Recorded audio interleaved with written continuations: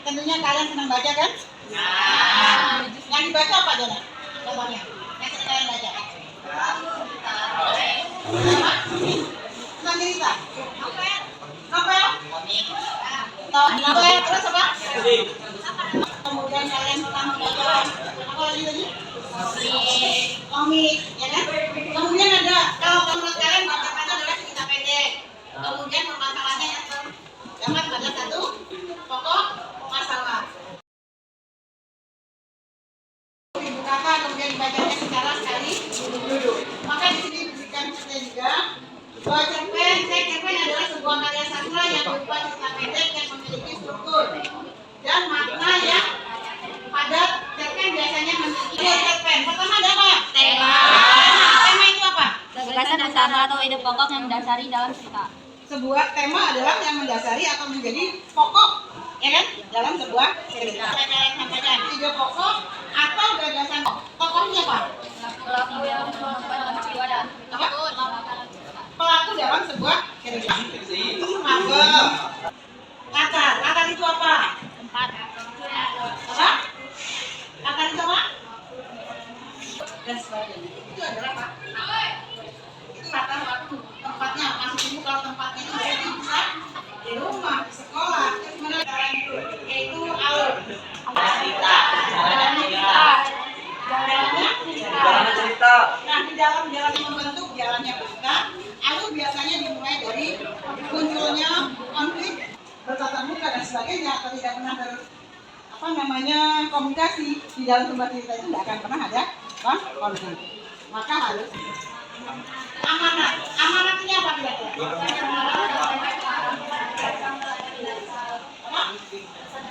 Cerita fiksi itu ingin disampaikan pengarang kepada pembaca melalui cerita. Amanat sudut pandang adalah posisi pengarang menyampaikan cerita. Mbak Asti dan Mas Pur pergi kuliah. Kawan bermain lili, Oni. Kemudian tugas. Kalau di sini ada yang mau tanya nggak? Ada tema. Tokoh. Kata. Alur. Amanat atau apa? Pesan. Sudut pandang. Terus apa lagi? Masih ada? Amanat dan sudut pandang.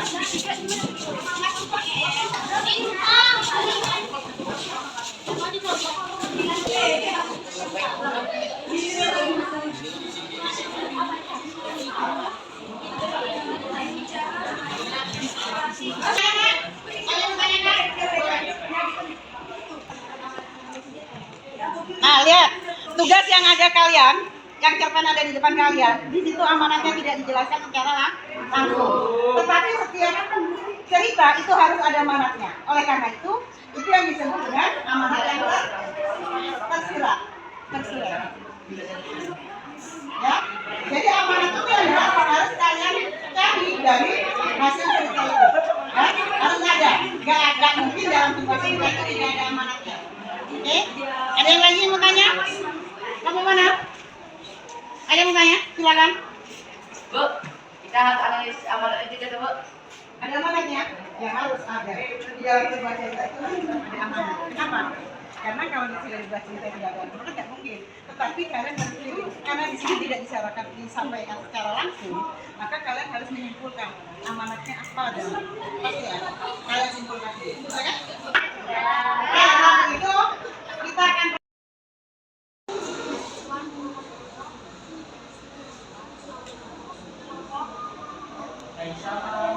kasih. Kira-kira kelompok mana? Apa ibu yang pilih? Apa kalian mau maju sendiri atau ibu yang pilih? Ada? Kalau memang tidak ada yang pilih, kita mulai dari kelompok satu. Silakan kelompok satu maju.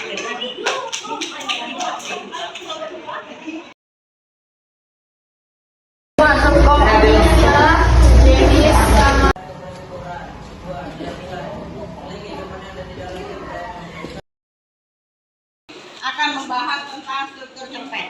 Tapi sebelum kita membahas tentang struktur cerpen, minggu yang lalu kita sudah berbicara tentang unsur-unsur cerpen. Unsur-unsur cerpen itu tadi apa? Apa saja kemarin? Ada tema, kemudian ada alur, kemudian ada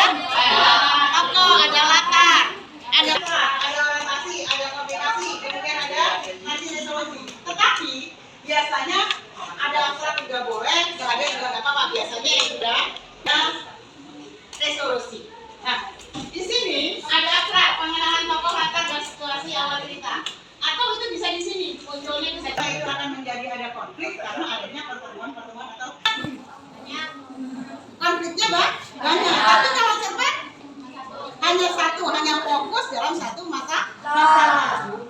Karena sudah masih ingat kan kalian?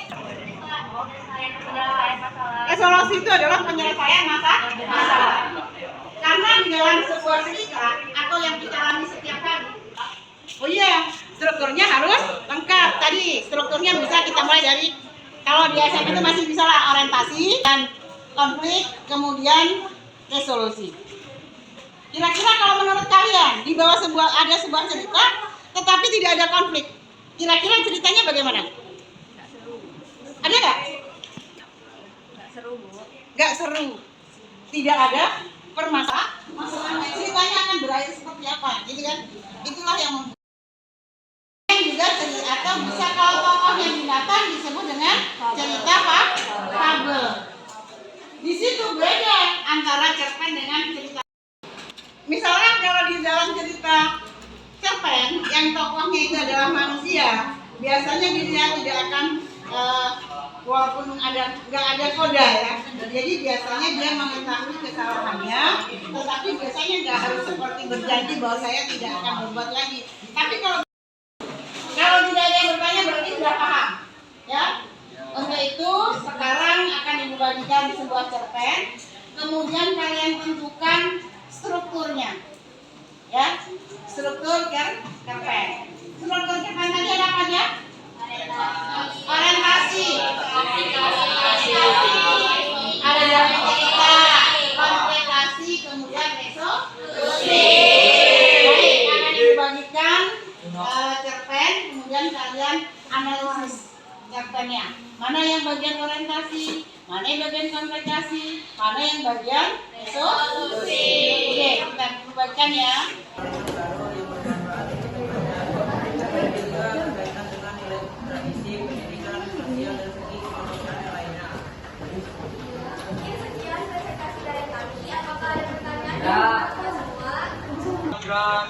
Memberi salam.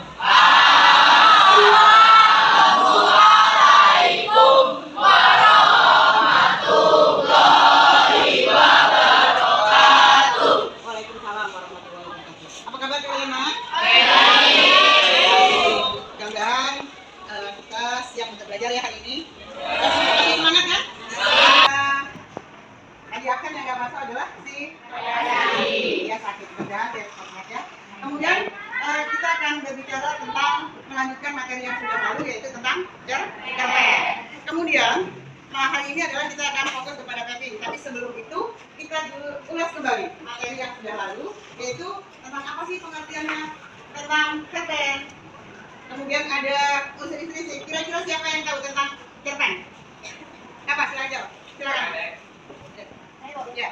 Cerpen adalah karya sastra berbentuk proses fiksi yang menyajikan kisah singkat dengan fokus dengan satu permasalahan. Ya. Betul? Menurut kalian? Betul. Emang kalau kita ketahui bersama bahwa di dalam cerpen itu ada apa aja unsur-unsur intrinsik itu? Tema. Unsur intrinsik. Ya, bentar ya. Satu, tema. Kedua, alur. Kemudian, tokoh. Terus, latar. Dan juga ada amanat dan gaya depan. Kira-kira apa sih tema itu? Ya. Tema adalah gagasan utama atau ide tokoh yang mendasari seluruh cerita. Jadi tema itu atau kejadian dalam sebuah cerita yang membentuk suatu narasi bisa secara kronologis atau berupa akibat. ya. Jangan. Tokoh adalah yang ada dalam cerita. Tokoh dapat dibagi menjadi tokoh utama dan karakter pendukung. Ya. Waktu, tempat, dan suasana yang latar belakangi peristiwa dalam cerita. Oke, latar itu adalah tempatnya di mana cerita itu terjadi, ya kan?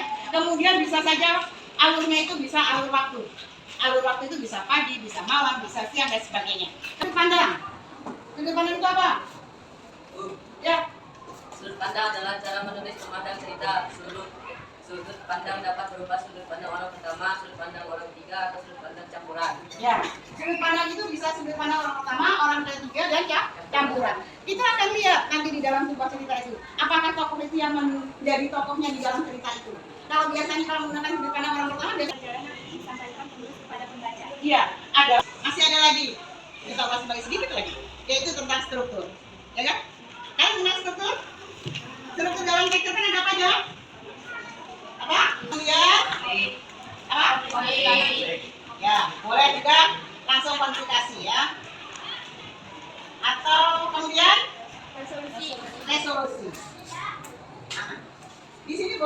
3. Apa boleh kalian tambah?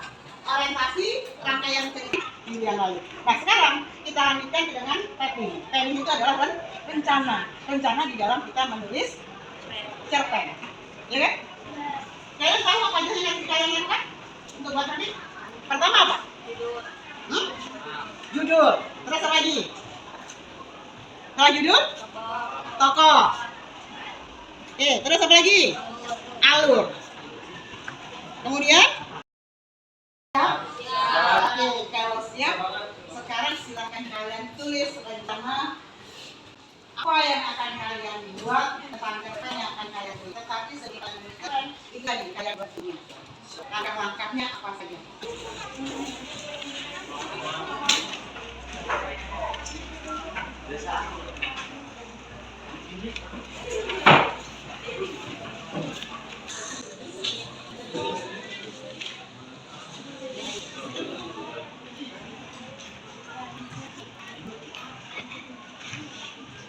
Silakan kalian.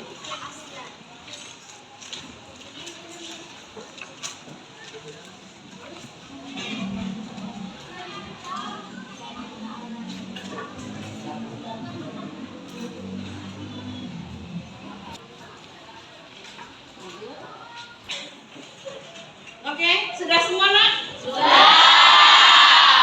Siapa yang ingin presentasi yang pertama kali? Boleh, Aditya? Silakan Aditya, tampil. Kalian dengarkan, apakah nanti sampainya benar atau belum ya? Silakan Aditya. Assalamualaikum warahmatullahi wabarakatuh.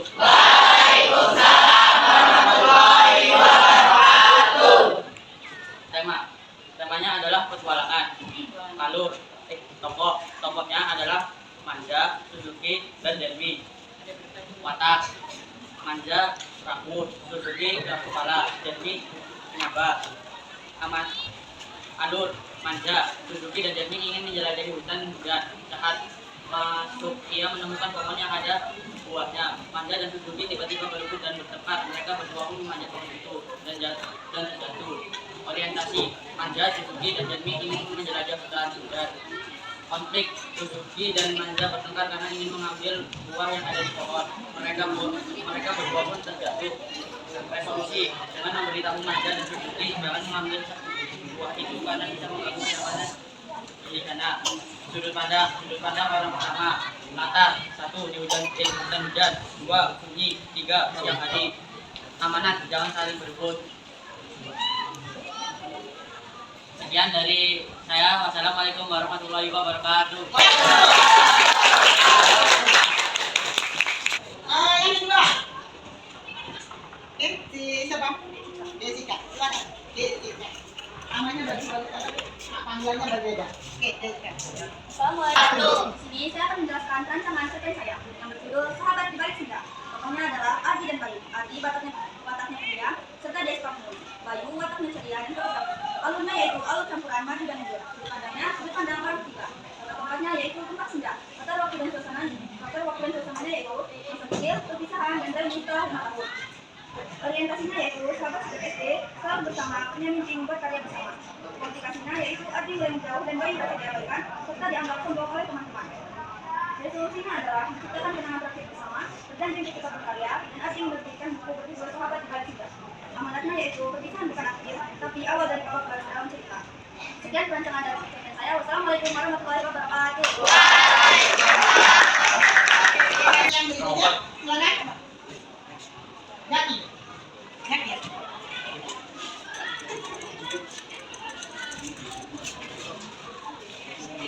Silakan. Assalamualaikum warahmatullahi wabarakatuh.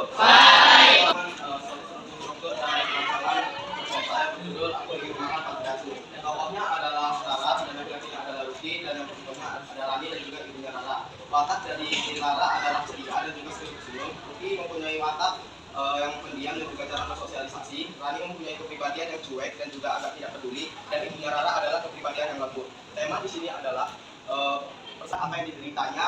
Yang dideritanya adalah suatu penyakit yang bernama penyakit kanker stadium 4. Yang ini tidak pernah ada yang abadi karena setiap pertemuan pasti sudah ada perpisahan. Itu saja presentasi dari saya. Wassalamualaikum warahmatullahi wabarakatuh. Assalamualaikum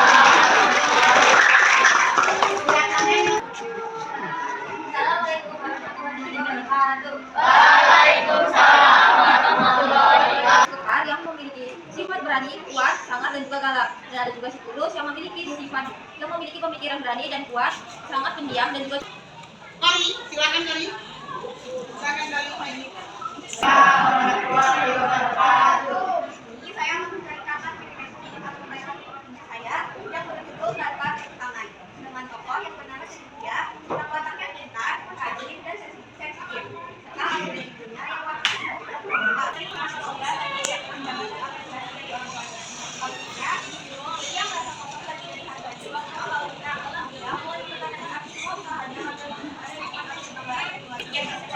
Wassalamualaikum warahmatullahi wabarakatuh.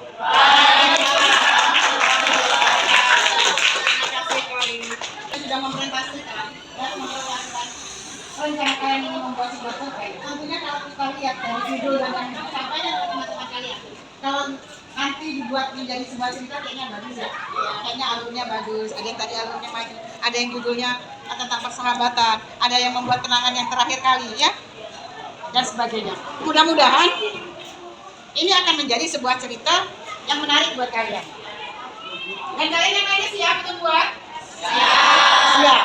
Tapi akan kita lanjutkan di dalam pertemuan yang akan datang. Karena waktunya sudah habis dan kemudian kita hanya sampai perencanaan. Tapi di dalam sebelum kita tuh untuk pembelajaran ini tentang perencanaan siapa yang ingin bertanya? Masih ada yang mau bertanya? Tidak ada. Berarti kalau tidak ada,